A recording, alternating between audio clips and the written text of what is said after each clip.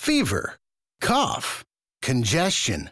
When the symptoms keep coming, but you've got to keep going, you can rely on Mucinex Fast Max All-in-One. Just one dose of Mucinex Fast Max All-in-One relieves up to 9 cold and flu symptoms, helping you get on with your day. Need cold and flu relief? Get Mucinex Fast Max All-in-One and Done Relief. It's comeback season. Use as directed. Rated T to M. Hey, want to hear a PC Game Pass ad? I'll take your silence as a yes. Want new games on day one like Call of Duty Black Ops 6 or Stalker 2? I thought so. How about unlocking all the League of Legends champions when you link your Riot Games account? All for one low monthly price? Well, guess what? We got you. Learn more at xbox.com/PC Game Pass or click the banner. Stalker 2 available November 20th, 2024. Game catalog varies by region and over time. And that's the end of the script. Hola a todos. Soy Paya y bienvenidos al primer episodio de nuestra nueva serie, El caso Asunta, la historia real detrás de la serie de Netflix que ha generado tanto debate.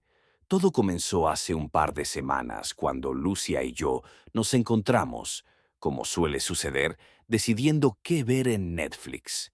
Había leído una reseña en un sitio de True Crime que hablaba de esta serie basada en un hecho real. Debo ser sincero, al principio no estaba muy convencido.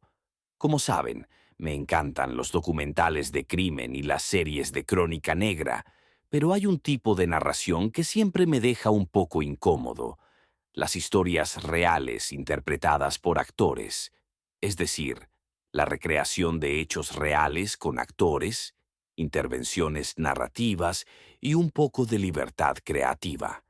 No es exactamente mi género favorito. Sin embargo, al final decidí darle una oportunidad. Comenzamos a ver el primer episodio y me gustó. Así que, en el transcurso de una semana, vimos todos los episodios. Ahora les advierto de inmediato: en este episodio habrá algunos spoilers, así que si no quieren saber cómo termina la historia, regresen después de ver la serie. Aunque, seamos sinceros, es un caso bastante conocido, y basta con hacer una búsqueda en Google para encontrar toda la información. La serie sigue el caso hasta su conclusión natural, como insinuaban los primeros episodios. Hay un cierre claro, así que supongo que no habrá una segunda temporada. Al terminar la serie, ya que tenía que esperar un poco para preparar los próximos episodios, me dije, ¿por qué no profundizar más en el tema?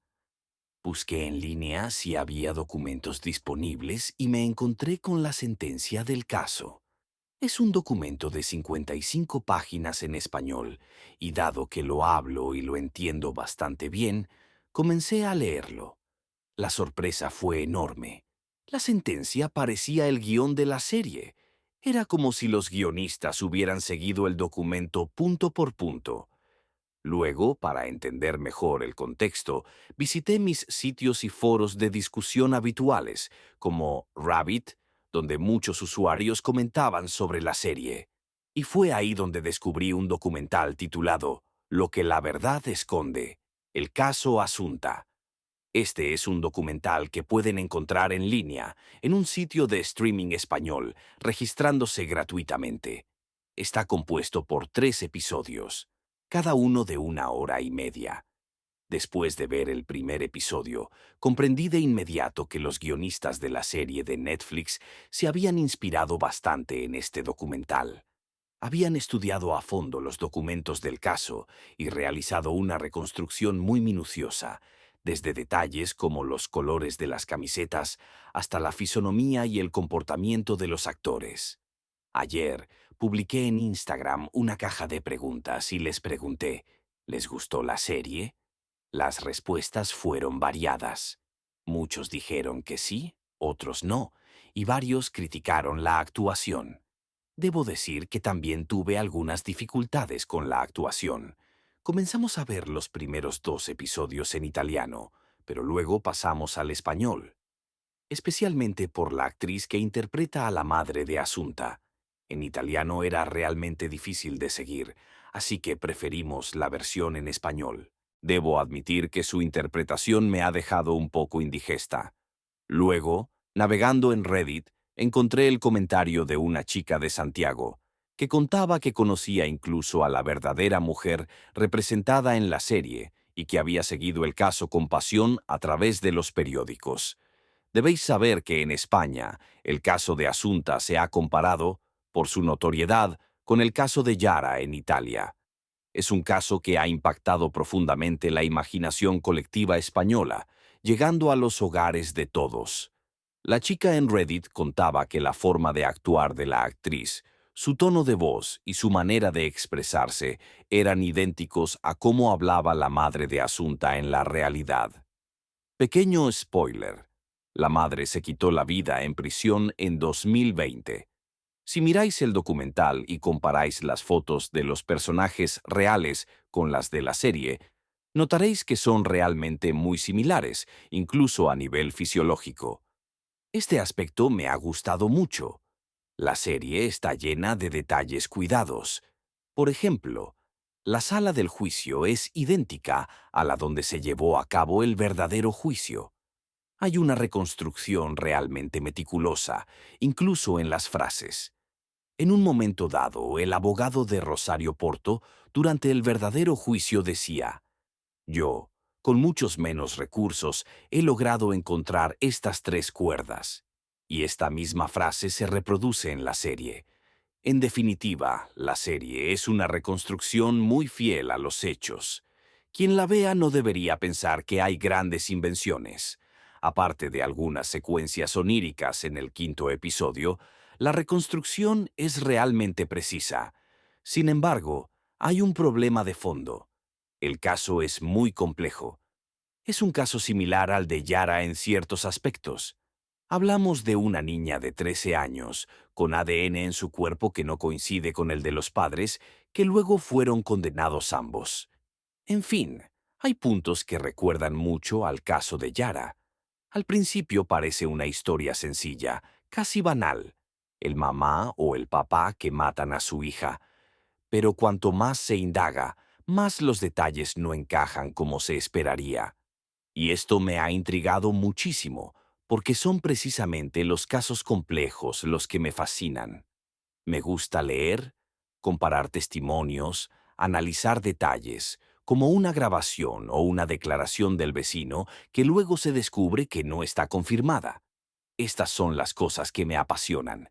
Pero entremos en detalle y hablemos de los protagonistas de esta historia: Rosario Porto, Alfonso, el padre, y por supuesto, Asunta, la niña.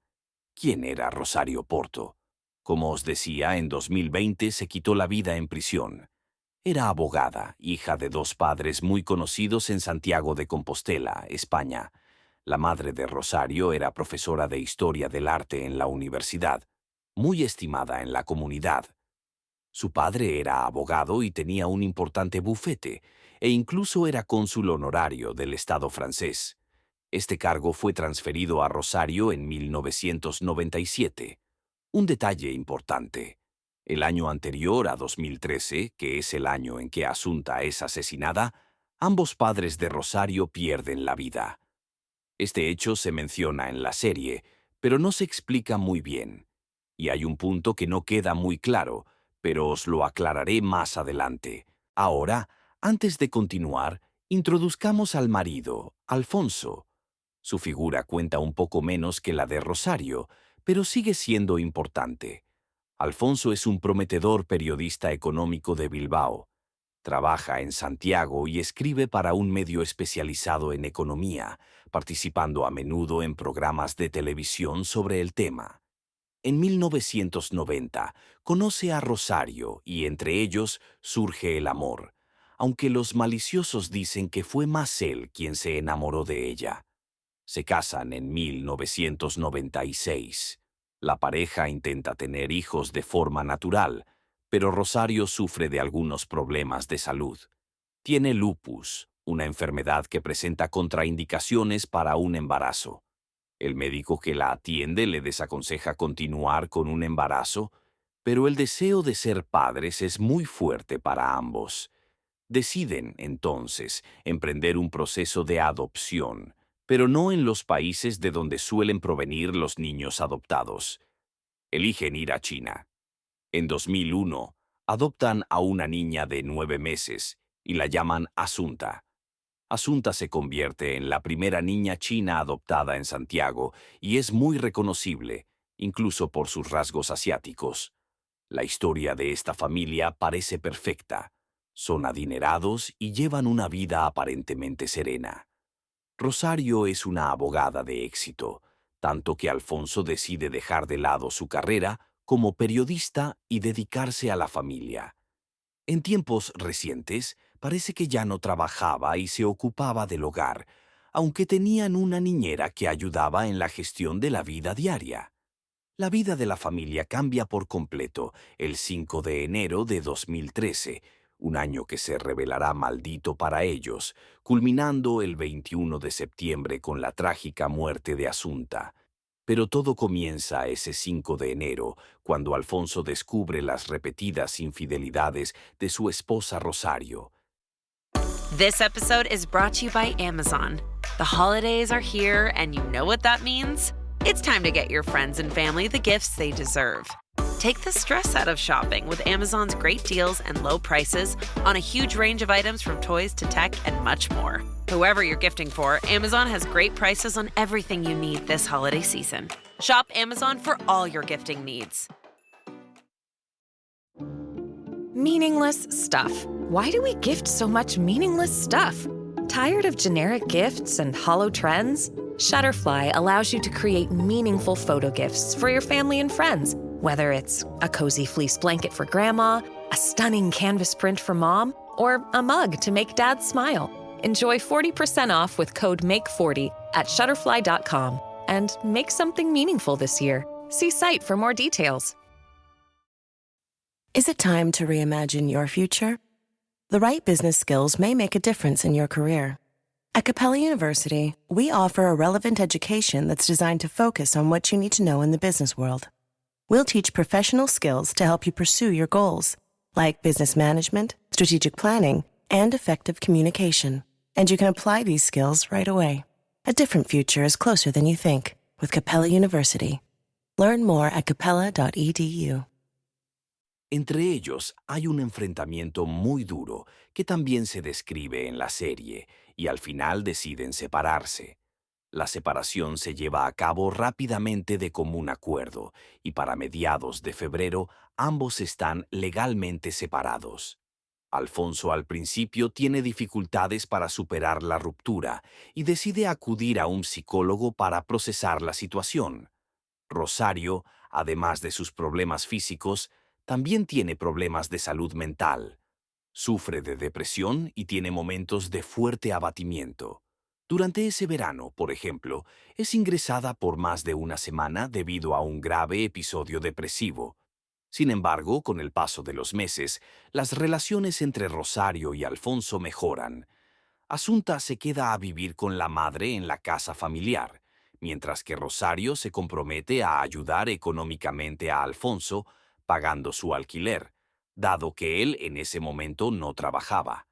Este detalle no se explica claramente en la serie. Dicen que se va a vivir con una tía, pero encontré dos fuentes que confirman que Rosario ayudaba económicamente a su marido, pagando el alquiler de una casa prácticamente al otro lado de la calle. De esta manera, Asunta podía trasladarse libremente entre su papá y su mamá. El verano de 2013 es particularmente difícil. En julio se producen una serie de eventos extraños y Asunta comienza a mostrar algunos problemas de salud. Volveremos a esto en un próximo episodio. Es importante subrayar que la sentencia del Tribunal Español estableció que esos desmayos y esa somnolencia de Asunta fueron inducidos por los padres, quienes disolvían benzodiazepinas en la comida de su hija. Volveremos sobre este punto más adelante. En 2012, a los 7 meses de distancia, los abuelos de Asunta, es decir, los padres de Rosario, fallecen repentinamente por causas naturales. Aunque, por supuesto, aquí hay voces de teorías conspirativas, en las que yo no creo, pero que os cuento, porque cada gran caso siempre tiene un trasfondo de sospechas. Los abuelos adoraban profundamente a Asunta, a pesar del dolor por la pérdida de Rosario y de su marido, y la consideraban un verdadero milagro, dado que creían que no podrían tener más nietos. A partir de la muerte de los padres, se estima que la herencia era de alrededor de 1 millón de euros. Algunos maliciosos afirmaban que en el testamento la única heredera sería Asunta, y que por esta razón su madre la habría matado.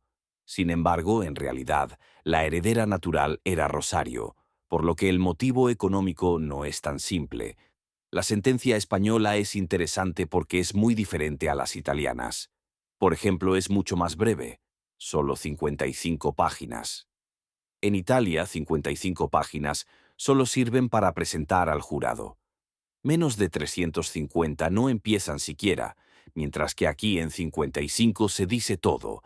En la sentencia española no se profundiza en el motivo, ni se aclara por qué los padres fueron condenados a 18 años de prisión por el asesinato de su hija. Esto me ha impactado, porque en el caso de Cogne, por ejemplo, casi nadie ha cuestionado los tecnicismos o los plazos, como si Ana María Franzoni pudiera haber cometido un homicidio. Volviendo al verano difícil, cuando Rosario sale del hospital, Alfonso está a su lado. Deciden enviar a Asunta de vacaciones con la niñera durante todo agosto. Una cosa que me pareció extraña es que, a pesar de que la llamaban casi todos los días para saber cómo estaba, nunca iban a visitarla, incluso estando a menos de 1 hora en coche. Este detalle me llamó mucho la atención. También hay otros episodios interesantes, como un ladrón que entra en casa en julio, pero volveremos a esto más tarde, ya que está relacionado con eventos posteriores. Bien, ahora que he abierto tantas paréntesis, podemos empezar realmente con el análisis. Hoy nos centraremos en ese sábado maldito, el 21 de septiembre de 2013, en Santiago, un día en el que una niña de rostro dulce entra en la imaginación colectiva española para no salir jamás. A las 13:55, una cámara capta a Asunta mientras regresa a la casa de su madre. 5 minutos después, otra cámara la graba mientras cruza la calle para ir a casa de su papá a almorzar. En casa de su padre son 3, Asunta, Rosario y Alfonso. Almuerzan juntos y luego juegan un poco a las cartas, pasando la tarde en actividades familiares. Pero comienzan a ocurrir las primeras extrañezas. A las 16:59, 3 horas después, el teléfono móvil de Alfonso recibe una llamada, que resultará ser el último movimiento durante varias horas. A las 17:21, Asunta es captada por la misma cámara mientras regresa a casa. Después de almorzar y jugar, Asunta vuelve a casa de su madre y sabemos con certeza que debía hacer los deberes, porque efectivamente había ido a casa por ese motivo. Los padres lo confirman, y la habitación de Asunta no fue tocada por los padres ni por las fuerzas del orden. Cuando la policía científica entra en la casa para el análisis, todavía encuentra los libros esparcidos por el suelo. Una particularidad de Asunta era precisamente esa. Estudiaba en el suelo. Tenía un escritorio, pero prefería rodearse de sus libros y cuadernos, sentada en el suelo. Era muy talentosa y había incluso saltado un año escolar. Amaba la actuación y la música, y era una verdadera niña prodigio. No os escondo que, en el documental, cuando se muestra la foto de la habitación con los cuadernos en el suelo, la imagen es particularmente impactante, especialmente después de haber visto la serie y saber lo que ocurrió. Entonces, son las 17:21 cuando Asunta regresa a casa para comenzar a hacer los deberes. A las 17:28, 7 minutos después, pasa Rosario, que de la casa de Alfonso vuelve a la suya, acompañada por la niña. Pero, ¿por qué 7 minutos? ¿Qué se dijeron en ese breve lapso de tiempo? Estos 7 minutos son importantes, porque algunos, incluida la policía española, podrían pensar que en ese intervalo los dos padres llevaron a cabo un plan bien diseñado. estudiado cuidadosamente en las semanas anteriores. En esos 7 minutos, alguien podría pensar que se trazó el destino de Asunta. Son las 17:28 cuando Rosario regresa a casa y poco más de media hora después, a las 18:12, aparece en otra cámara mientras se dirige al garaje para aparcar su Mercedes. A las 18:22, el Mercedes de Rosario pasa frente a una rotonda y una gasolinera. Este momento es crucial para la investigación y os lo explicaré mejor en el próximo episodio. Tenemos 4 fotogramas de este video, que duran muy poco pero que muestran claramente el vehículo, un Mercedes verde petróleo, y no enfoca a quien está conduciendo, pero se ve una figura que no parece muy alta y parece llevar una camiseta blanca. Asunta será encontrada con una camiseta blanca, y es muy verosímil pensar que esa figura sea la última imagen de Asunta con su madre. Sin embargo, no tengo conocimiento de que la defensa de los acusados haya enfatizado particularmente este punto. Se ha centrado en otro aspecto fundamental. A las 18:24, una amiga de Asunta jura haber visto a la niña y a su papá caminando por Santiago.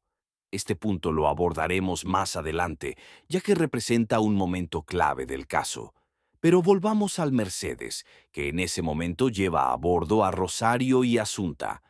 A las 18:35, menos de 15 minutos después, se dirigían a Teo, un pequeño pueblo a unos 15 a 25 minutos de Santiago.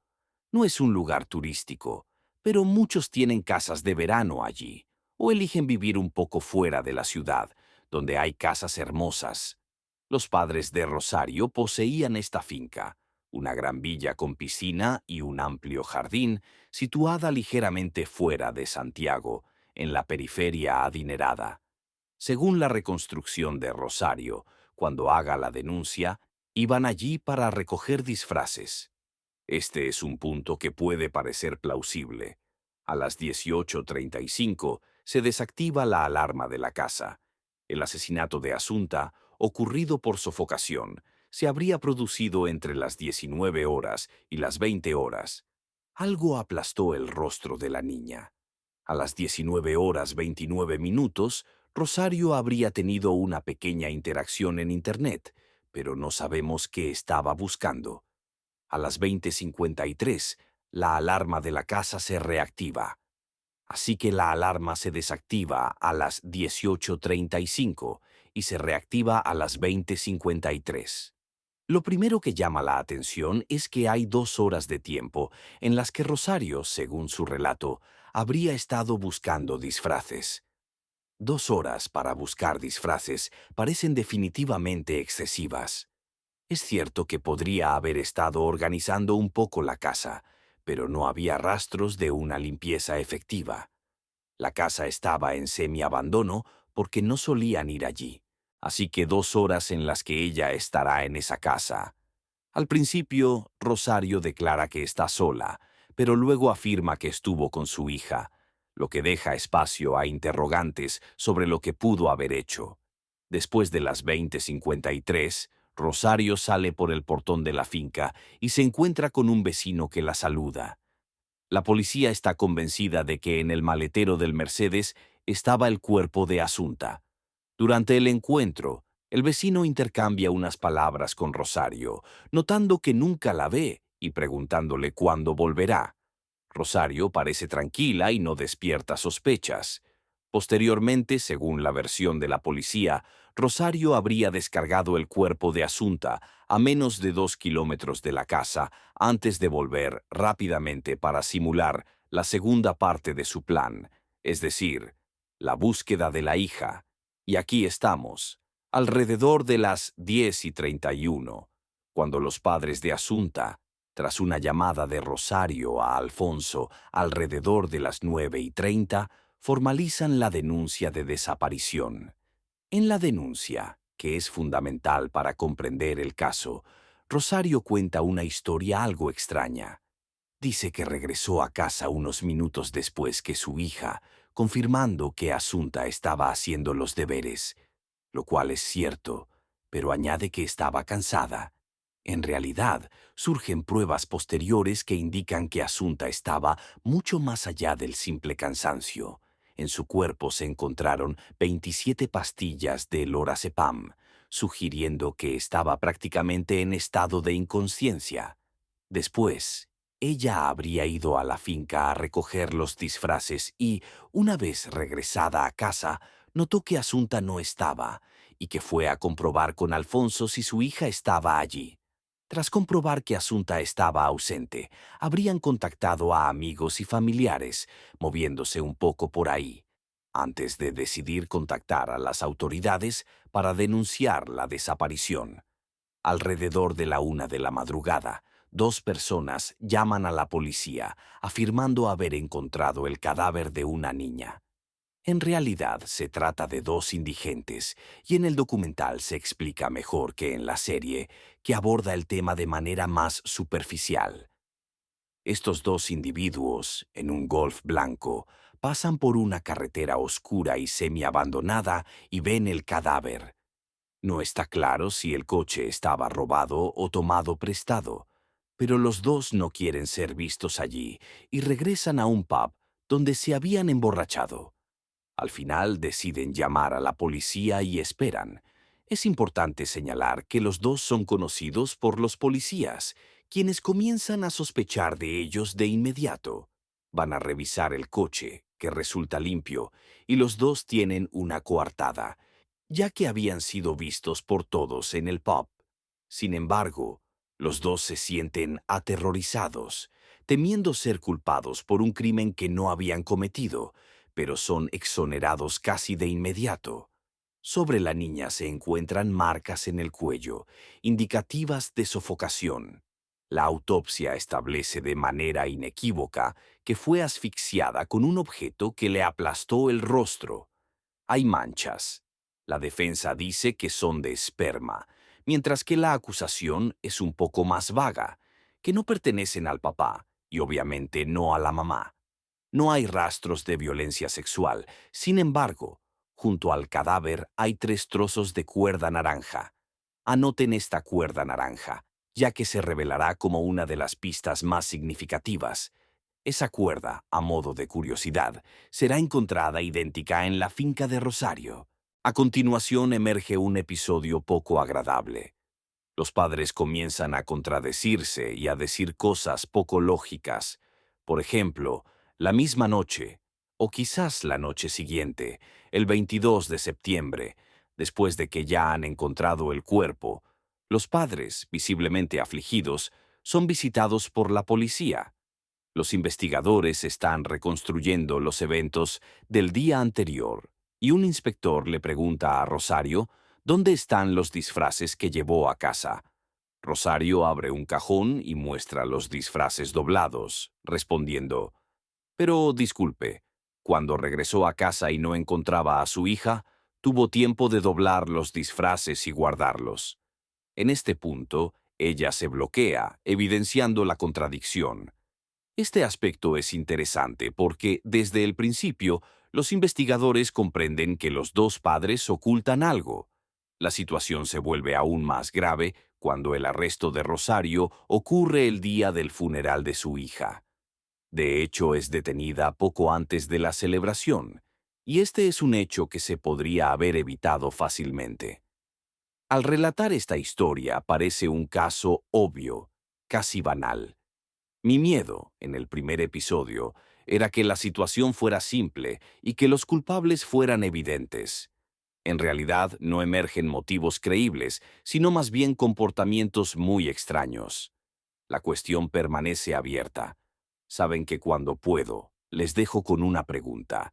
Y la de esta semana, quizás mientras ven la serie, es la siguiente. Hay 2 casos. O se trata de un plan genial, orquestado por los padres, cuyo único error fue no darse cuenta de la cámara, las pastillas y la cuerda, detalles que pueden pasar desapercibidos, o estamos ante una mujer, Rosario, que enloquece.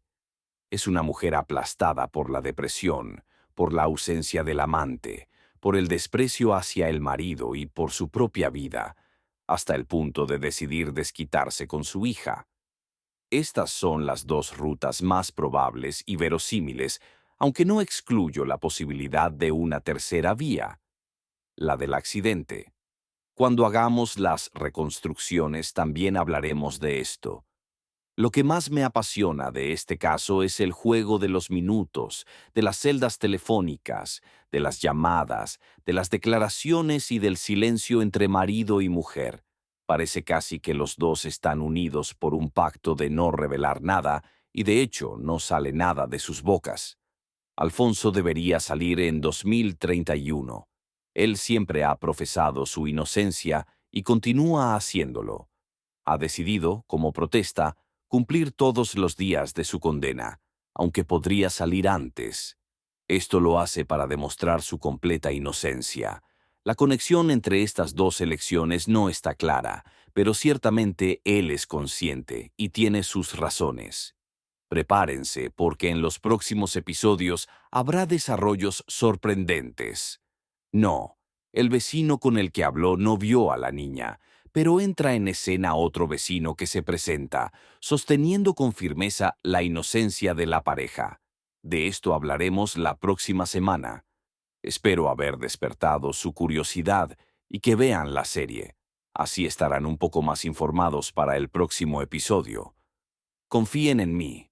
Este es un caso explosivo y la próxima semana nos divertiremos muchísimo. Los saludo y les agradezco y les doy cita para el próximo episodio de Deep in Criminy. Chao a todos.